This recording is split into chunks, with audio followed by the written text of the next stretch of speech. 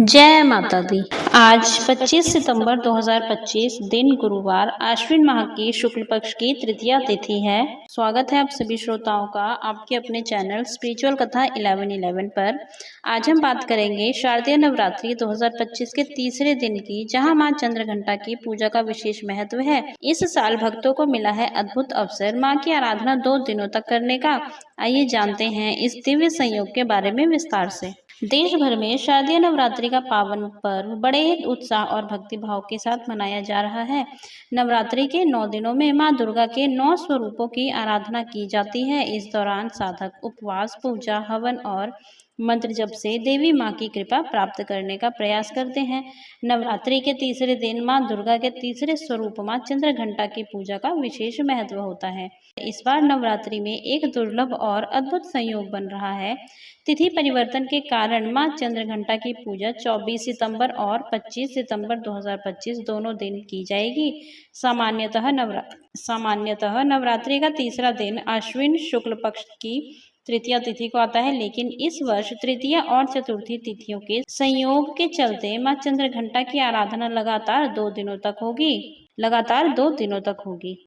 मां चंद्रघंटा का स्वरूप शक्ति, साहस और शांति का प्रतीक है।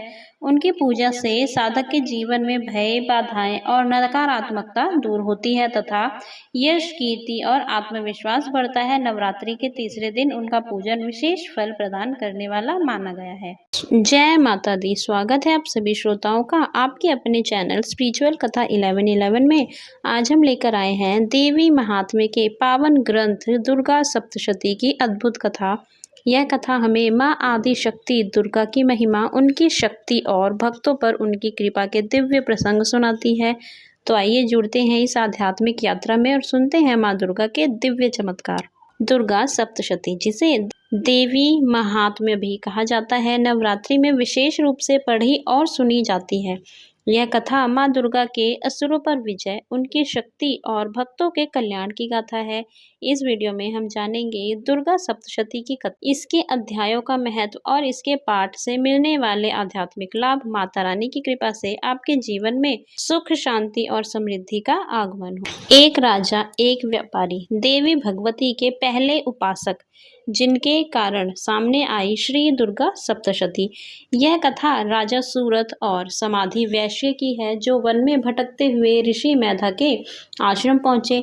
महर्षि ने उन्हें विद्या और देवी के स्वरूप के बारे में समझाया, जिससे उनकी चिंताएं दूर हुई। यह कथा श्री दुर्गा सप्तशती के 3 चरित्रों और 13 अध्यायों का आधार है, जिसमें देवी के विभिन्न स्वरूपों और उनके महात्म्य का वर्णन है।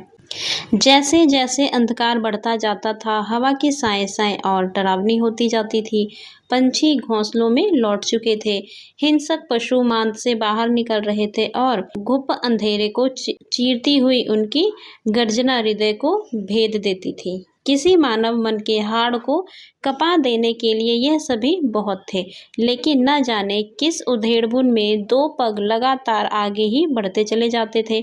मन में संशय, आंखों में अपयश का भय और झुका हुआ मस्तक लेकर यह व्यक्ति चला जा रहा था। शरीर पर राजसी चिन्ह जरूर थे, लेकिन तन की कांति मलिन हो चली थी।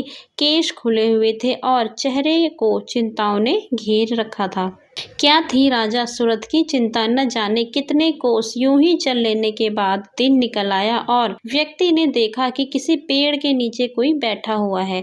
इस निर्जन वन में किसी को यूं ही अकेले बैठ देखकर वन में भटक रहा वह राजा उसके पास पहुंच गया। वह इस निर्जन वन में भयाक्रांत वातावरण के बीच 2 मनुष्य थे। दोनों ने एक दूसरे को परिचय दिया। राजा ने कहा कि मैं सूरत हूँ, कभी चक्रवर्ती था, अब हारा हुआ हूँ। दूसरे व्यक्ति ने कहा, मेरा नाम समाधि है और मैं वैश्य हूँ। राजा ने समाधि वैश्य से उसकी चिंता का कारण पूछा। तब वैश्य ने कहा कि मैं धर्म पूर्वक व्यापार करके जो भी लाता उसे परिवार की सुख सुविधाओं पर लुटा देता था। उन्हें कोई चिंता न हो, इसकी मुझे हमेशा चिंता होती थी। इसके बाद भी मेरी स्त्री और मेरे पुत्रों ने मुझसे बुरा व्यवहार किया।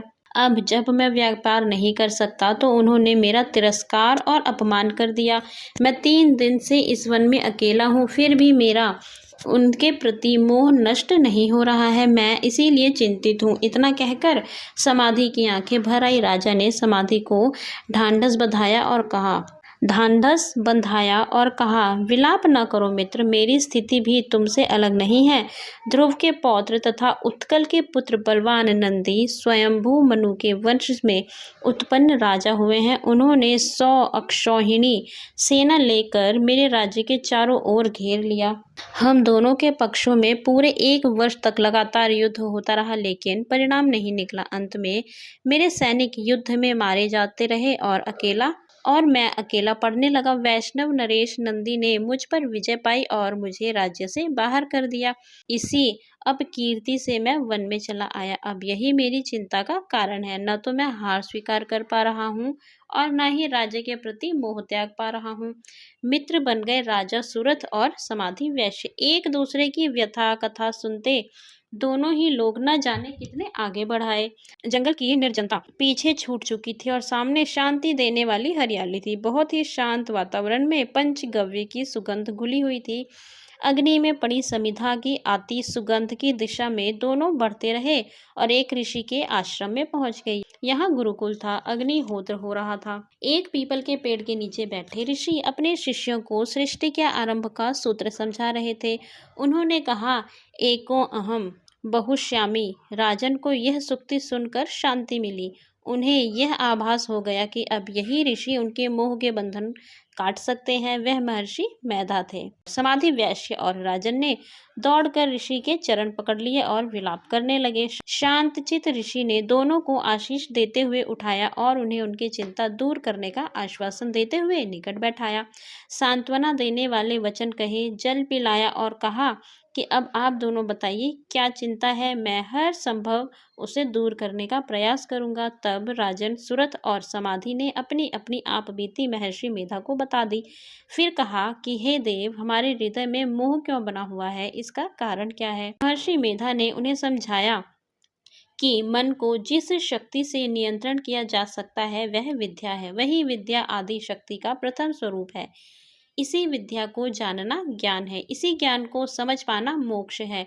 यही विद्या कभी ब्रह्मांड का निर्माण करती है और ब्रह्मा की शक्ति ब्राह्मी बन जाती है। यह योग निद्रा बनकर विष्णु के ध्यान केंद्र में रहती है और शिव की शक्ति बनकर संहार भी करती है।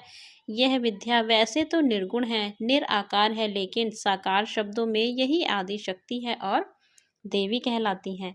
इतना सुन राजा सुरथ ने प्रश्न किया, हे महर्षि, देवी कौन है, उनका जन्म कैसे हुआ, वह कहाँ मिलेंगी, उनके महात्म्य के विषय में बताइए, हम उन्हें कैसे पुकारें। राजन ने एक स्वर में उत्सुकतावश सारे प्रश्न कर लिए। महर्षि ने उन्हें देवी का स्वरूप बताया। कहा कि राजन, देवी नित्य स्वरूपा और विश्वव्यापिनी है। वह आदि शक्ति हैं। उन्हें परमा की संज्ञा भी प्राप्त है।